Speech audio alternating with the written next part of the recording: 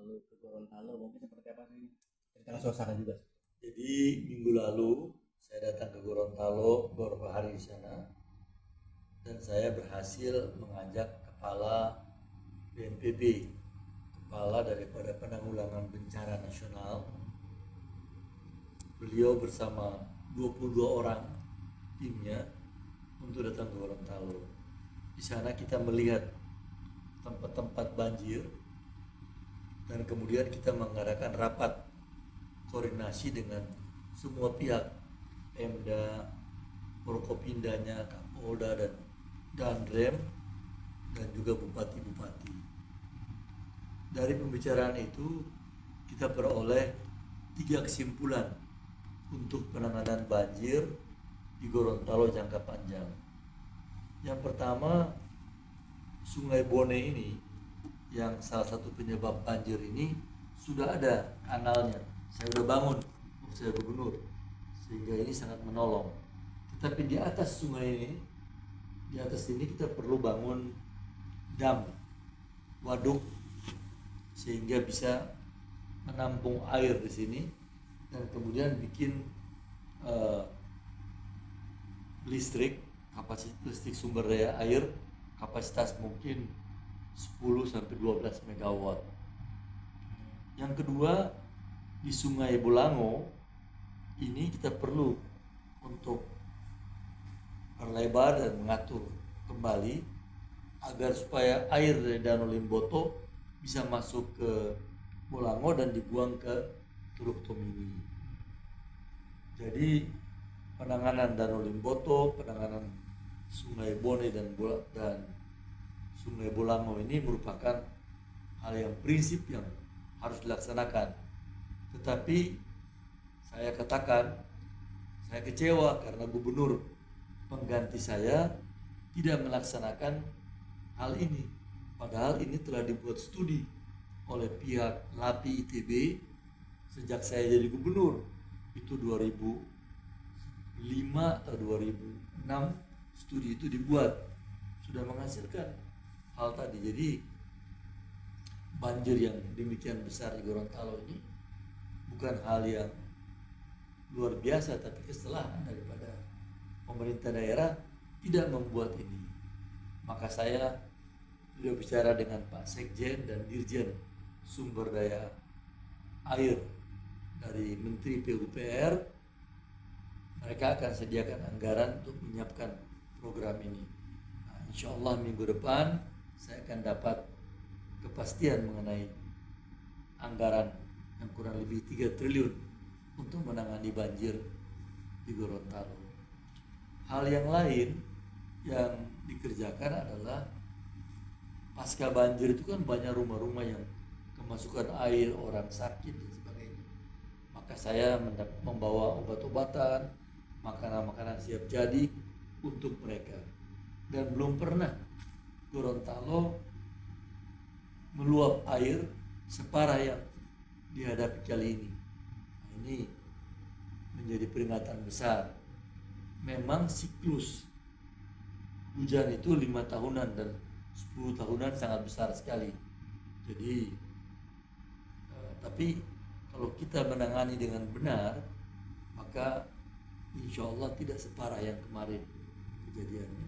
Tapi berdasarkan situs memang daerah tersebut selalu berdampak banjir, bukan nggak terlalu parah seperti apa sih? Ya, kalau bukan siklus, hujannya juga besar, tapi tertangani. Tapi kemarin hujannya memang 2 kali lipat, 3 kali lipat daripada yang biasa, sehingga sangat besar sekali. Berarti ini kejadian pertama ya, maksudnya banjir terparah ya sepanjang sejarah Gorontalo? Banjir terparah selama sudah tahun 2001 sejak saya tahu Gorontalo dalam pengertian saya menjadi gubernur ini terparah. Pak Fadel pernah tadi bilang pernah membuat ide untuk penanggulangan semasa menjabat gubernur ya. Nah, akhirnya kan nggak direalisasikan ya. Nah, saat itu ide Pak Fadel itu karena sudah survei atau seperti apa Pak? Waktu itu hasil daripada studi yang dibuat oleh LAPI ITB. Jadi ITB kirim orang timnya ke sana bikin studi tadi, dan itu ada studinya sudah lama dibuat oleh mereka, hanya tidak dilaksanakan oleh pemerintahan sudah saya.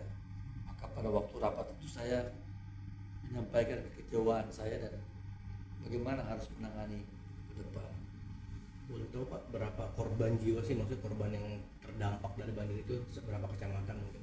Dari di daerah Suwawa, tempat bekas penambang liar itu banyak ya. Itu katanya 50-an, 60 orang. Tapi di kota yang meninggal cuma satu, yang lain sakit-sakit dan ya penyakit lah, kasihan karena genangan air ya.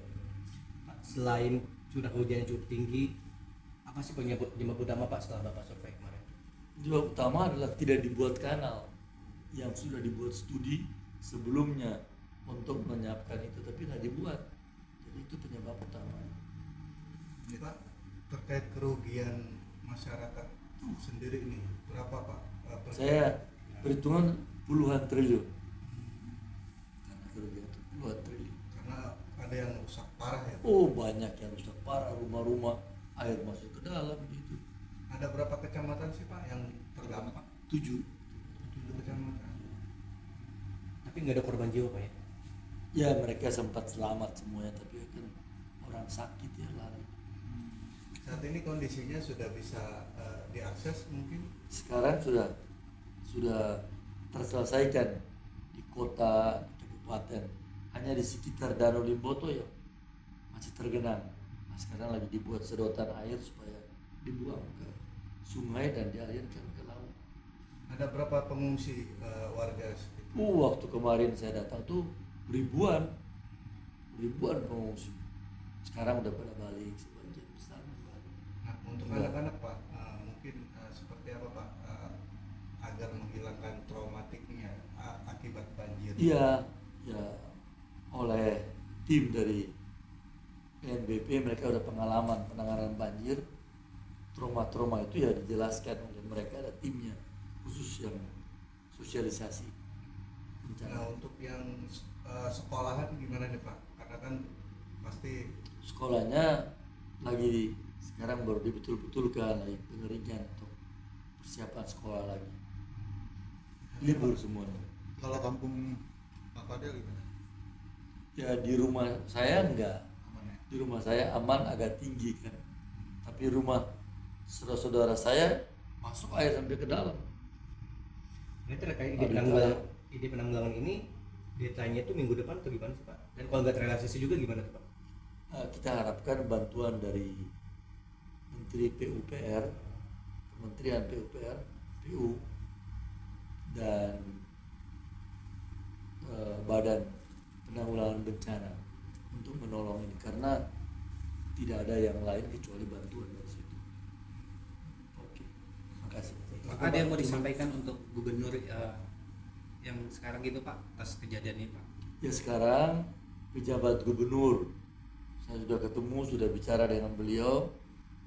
Nah, beliau juga tidak berdaya kecuali minta bantuan kita untuk dari pemerintah pusat untuk turun tangan. Nah, mudah-mudahan pemerintah pusat akan segera bergerak minggu depan untuk mempersiapkan. Oke. Gimana pemilihan